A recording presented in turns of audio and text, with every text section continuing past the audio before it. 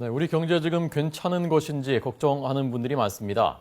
미국이 양적 완화, 돈 푸는 정책 축소를 하면서 신흥국가들이 불안해지기 시작했고, 거기에다가 미국과 중국이 예상보다 경기가 1월 달에 부진했던 것으로 지표가 나오면서 많은 불안감, 우려들이 나왔습니다. 일단 오늘은 코스피 그동안에 며칠 요동쳤었는데 설 연휴 이후에 계속 떨어졌었는데 오늘은 괜찮았다고 합니다. 조금 전에 장이 맞췄는데요. 오늘은 어제보다 4.47포인트가 올랐군요. 0.24% 올라서 1891.32에 장을 마쳤고요.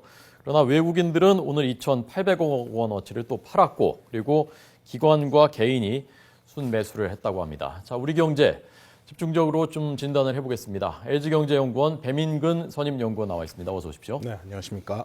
자, 일단 좀 안정되긴 되는 겁니까? 네, 뭐 그렇다고 볼 수 있을 것 같습니다. 애초에 미국의 출구 전략이 시행될 때 네. 이러한 신흥국 금융시장 중심의 어떤 불안 양상은 좀 예상이 됐던 것이죠. 근데 최근에 왜 이렇게 금융시장이 더 불안한가에 대해서 의문이 있는데 네. 세 가지 요인 정도 꼽을 수 있을 것 같습니다. 예. 아르헨티나의 국가부도 위기가 갑자기 느닷없이 좀 대두가 되었다라는 점. 그리고 말씀하신 대로 신흥국 금융불안뿐만 아니라 미국과 중국의 실물 경기도 둔화되는 모습이었다. 그리고 마지막으로 이러한 여건 하에서도 미 연준은 계속해서 테이퍼링을 더 추가적으로 진행을 했다라는 점이 되겠습니다. 네. 그래서 이러한 그 요인들이 곧바로 해소가 되는 것은 아니지만 이것들이 주는 일차적인 충격이랄까요. 이런 것들은 이제 좀 진정 국면에 들어가는 것 아닌가 이렇게 판단할 수 있겠습니다. 네. 테이퍼링이라는 것이 이제 양적 완화를 축소하는 거. 좀 가늘게 한다 그런 그렇습니다. 뜻이더군요. 테이퍼링. 그래서 이런 상황 속에서 우리 경제 기초 체력은 튼튼하니까 괜찮다. 신흥국가들, 아르헨티나, 터키, 뭐 인도네시아 이런 데하고는 다르다. 그렇게 볼 수 있는 겁니까? 뭐 특히 작년 하반기에 신흥국 금융시장 불안이 불거졌을 때 예. 우리는 오히려 원달러 환율이 하락하고 주가도 비교적 견조한 흐름을 나타냈었죠. 그래서 원화자산 또 우리 금융시장의 어떤 지위 안정성이 과거에 비해서 크게 개선이 됐었다. 그래서 예. 우리는 차별적이다. 일종의 차별화론이라고 볼 수 있겠습니다. 이것들이 대두됐었는데 최근에는 꼭 그런 흐름은 아니었지 않습니까? 그럼에도 불구하고 여전히 이러한 그 차별화론은 좀 유효하다 이렇게 보고 있습니다. 그러니까 우리가 다른 신흥국들이 겪고 있는 금융위기 이런 것들이 곧바로 전염되는 그런 양상이라고 보기는 어려울 것 같고요. 다만 미국과 중국, 특히 중국의 금융시장이 좀 불안해지고 경기가 둔화되는 것이 우리 경제에는 크게 부담으로 다가온다는 것이죠. 그래서 예. 이런 두 가지 양적 요인을 조금 분리해서 본다라고 한다면은 우리는 취약한 신흥국 그룹에 들어가지는 않는다 이렇게 판단할 수 있겠습니다. 그렇다고 완전히 안심할 수 있는 또 단계는 수준은 아니다. 네, 그렇습니다. 올해 들어서 이런 신흥국 불안이 이제 신흥국 전반으로 좀 확산되는 그런 움직임은 나타나고 있습니다. 그래서 예. 우리도 여기에서 완전히 자유로운 것은 아니다. 이렇게 볼 수 완전히 자유로운 나라는 사실은 없는 거죠. 그렇습니다. 세계 경제. 예. 우리가 그 중에서 이 뭐랄까요 단계로 보면은 어느 정도 뭐 1부터 10까지 한다면 안전한 단계를 네. 어느 정도 그룹에 속한다고 볼 수 있습니까? 신흥국가로 분류되는 나라들이 전 세계 한 7, 80개국 정도 되는데 예. 이들 나라 가운데서 금융시장이 어느 정도 발달되어 있고 개방되어 있는 나라들 더 이제 좁혀질 겁니다.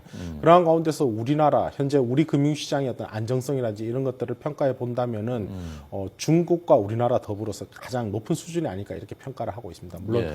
홍콩과 싱가포르도 상대적으로 안정적인 곳으로 평가를 받지만 그곳은 세계적인 좀 금융 허브에 가깝기 때문에 직접적인 비교는 어려울 것 같고 예. 국내 시장과 해외 시장이 구분이 되어 있는 나라 가운데서는 특히 중국은 이제 정부 당국이 외환 시장이나 금융 시장에 많이 규제를 하고 있고 개입을 직접적으로 하고 있기 때문에 또 온당한 비교 대상은 아니고요. 그렇다면은 전 세계 신흥국 가운데서는 우리나라가 가장 지금 안정적이다 이렇게 볼 수도 있을 것 같습니다.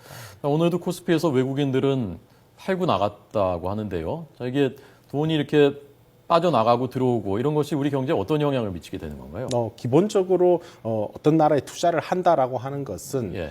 단순히 투자 자금이 들어가고 나가는 것의 문제가 아니라 그 나라의 경제 또 향후의 그 나라의 경제 성장성이나 안정성을 어떻게 평가하느냐라고 하는 시각에 관한 것입니다. 그래서 우리 시장에서 외국인 투자자들이 돈을 빼 나간다라고 하는 것은 사실 부정적으로 볼 소지가 있다라는 것인데 최근의 흐름은 사실 그것이 우리나라가 유독 불안하다 혹은 이렇게 본다기보다는 예. 전반적으로 신흥국 시장으로부터 투자 자금을 좀 빼나가는 그런 흐름이 나타나는 가운데에 동시에 우리나라도 포함이 되는 어떻게 보면 좀 억울한 측면도 있다 이렇게 보여지는 것이고 다만 외국인 투자자들 사이에서는 뭐 이런 일종의 불만이랄까요 이런 것은 있습니다. 한국 경제 어떤 수익률 그러니까 성장률이죠. 경제 성장률이 과거에 비해서 지금 너무 낮아져 있다라고 하는 그런 또 볼멘 소리는 있습니다. 네. 자, 우리가 그 외환 위기, IMF 트라우마 같은 게 있지 않습니까? 네, 그렇습니다. 오늘 아침에 보니까 외환 보유액이 사상 최대치를 기록했다. 네. 3천 우리 돈으로 하면 3,500억 원 정도.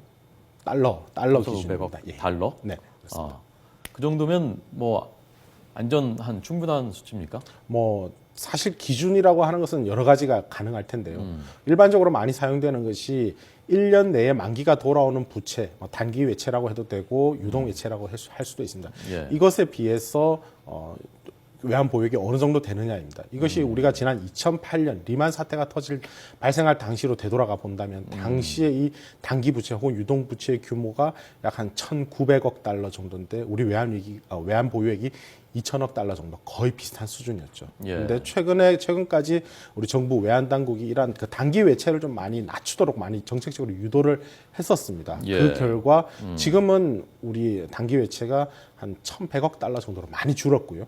반대로 외환 보유액은 뭐 1.5배 이상으로 늘어났습니다. 3,500억 달러. 그러니까 이제 3배 정도 늘어났으니까 뭐 이것이 절대적인 기준이 될 수는 없습니다만은 다른 나라들에 비해서는 굉장히 안정적이다 이렇게 볼 수 있고 이 네. 외환 보유액을 축적해 나가는 쌓아가는 원동력이 결국 무역이라든지 이런 경상 거래를 통해서 어느 만큼 외화를 획득하느냐가 될 텐데요. 이것이 우리가 지난해에 경상수지 흑자가 700억 달러가 넘어섰습니다. 그러니까 네. 굉장히 많은 흑자가 계속해서 들어오고 있고 올해도 그 흑자 규모는 좀 줄어들 것이지만 기조는 계속 유지된다. 이렇게 봤을 때 외환 보유액이 앞으로도 더 늘어날 것이다. 이런 전망도 가질 수 있습니다. 예. 오늘 그 얘기를 들어보니까 지금 아르헨티나 같은 데는 당장 달러가 너무 빠져나가니까 수출 대금을 달러로 결제하지 않겠다라고 하니까 당장 우리 수출 기업들 입장에서는 큰 타격이고 자 이런 그 전반적으로 신흥국가들 위기가 우리 수출에도 영향을 미치지 않겠느냐 그리고 업종별로는 어떻게 되는 거냐 그런 부분을 걱정하는 분들이 많거든요. 어떻게 전망하십니까? 네, 우리가 선진국에도 많이 수출을 하지만 그동안 지난 2000년대 이후에 특히 신흥국들이 세계 경제의 고성장세를 이끌어오면서 우리 수출도 신흥시장을 통해서 많이 늘어나왔습니다. 예. 그렇기 때문에 지금 신흥국들이 위기를 겪고 특히나 이것이 경기 부진의 어떤 심화, 장기화로 이어지는 경우에는 해당 지역들에 대한 어떤 수출이라든지 투자 이런 것들이 상당히 많이 좀 피해를 입을 가능성이 크다 이렇게 볼 수 있고요. 그리고 현지에서 우리 현지 법인이 진출을 해서 사업을 영위하는 경우도 많은데 예. 뭐 자금 문제라든지 이런 것들에 있어서 좀 어려움을 겪을 가능성이 있지 않나 이렇게 생각을 하고 있습니다. 업종별로는 우리가 선진국에 대해서는 보통 최종 소비재를 많이 수출을 하는 편이고 네. 신흥국에 대해서는 물론 최종 소비재, TV라든지 자동차 같은 이런 최종 소비재도 있지만 건자재라든지 또 석유화학 제품이라든지 이런 자본재 혹은 그 원자재 성격을 가지는 것들도 많이 있습니다. 그리고 우리 건설사들이 해외에서 수주를 받아서 현지 진출하는 경우도 많고 이런 상당히 광범위한 산업재 전반에 걸친 광범위한 업종에 걸쳐서 좀 부정적인 영향을 받지 않을까 이렇게 생각하고 있습니다. 예. 자 마지막으로요. 지금 신흥국가도 신흥국가지만 결정적으로 어제 특히 그 충격을 받은 것이 미국하고 중국이 1월 경기 지표가 좋지 않았다. 네, 자 그래픽으로 잠깐 한번 보겠습니다. 미국과 중국의 제조업 구매 관리 지수인데요. 미국이 51.3을 기록했습니다. 50 이상이면 대체로 긍정적인 것이긴 하지만 56쯤 나오지 않겠느냐 시장에서 기대를 했는데 네, 51.3이라고 하고 자 중국은 50.5 이게 6개월 내 최저치라고 합니다. 네. 최근 6개월 동안의 최저치. 미국, 중국 경기 괜찮은 겁니까? 기본적으로 50이 넘으니까 괜찮다는 얘기냐라는 네. 의미로 생각하실 수 있는데 저 지표들 구매 관리자 지수들은 해석에 있어서 가장 중요한 것이 전달에 비해서 어느 정도 변하고 있느냐라는 것이죠. 그래서 중국은 이것이 소폭 하락했다 이렇게 볼 수는 있지만 11월 그림에서 보시는 10월 이후에 계속 하락 추세에 있다라는 것이 상당히 문제고 또 이것의 수준이 별로 높지 않다라는 점도 문제입니다. 그러니까 예. 중국 정부가 경기 부양 체계에 적극적으로 나서지 않고 있고 오히려 구조 개혁이라든지 이런 데 치중을 하고 있다라는 것이 전반적인 경기에는 좀 부담으로 작용하고 미국은 말씀드렸듯이 전달에 비해서 큰 폭으로 하락했다라고 하는 것이 사실 증시라든지 경제 전반에 소비 심리라든지 이런 쪽에는 충격을 줄 만한 그런 어떤 결과로 볼 수 있습니다. 아니 저게 뭐 추워서 워낙 저 한파 때문에 네. 그래서 이렇게 뚝 떨어졌었지 않습니까? 낭떠러지처럼. 네, 그렇습니다. 그래서 그런 겁니까? 아니면 저렇게 떨어질 수가 있습니까? 뭐 그러한 요인도 분명히 있습니다. 특히 이제 동북부 지역을 중심으로는 경제 활동 전반이 많이 위축이 되고 있다 보니까 이러한 것들이 미국 전역의 어떤 경제 활동 참가자들에게 다 영향을 미치는 것이죠. 소비라든지 투자 심리가 좀 꺾이는 그런 요인으로 작용을 하는데요. 그렇지만 그러한 여건을 놓고 감안을 하더라도 저런 그 하락폭은 상당히 예상보다 좀 크게 나온 것 아닌가라는 것이고 고용 시장에서는 오히려 반대입니다. 지난 12월도 그렇고 이번 주 후반에 1월 고용 지표가 발표가 될 예정인데요. 네. 신규 고용 사실 증가 폭이 그렇게 기대치가 높지가 않습니다. 예, 그것이 그럼에도 불구하고 시장이 어떻게 보면 또 큰 영향을 받지 않을 가능성도 있다. 저러한 그 한파의 영향 때문에 네. 큰 영향을 받지 않을 수도 있다라는 해석이 주어지면서 어느 정도 금융시장에 주는 충격은 상대적으로 크지 않을 것으로 보고 있는데 예. 저 구매 관리자 지수는 지금 상당히 많이 하락을 한 것으로 이렇게 볼 수 있겠습니다. 네, 자 그러면 좀 걱정입니다. 자 앞으로 잘 주시하도록 하겠습니다. LG경제연구원 배민근 선임연구원이었습니다. 고맙습니다. 감사합니다.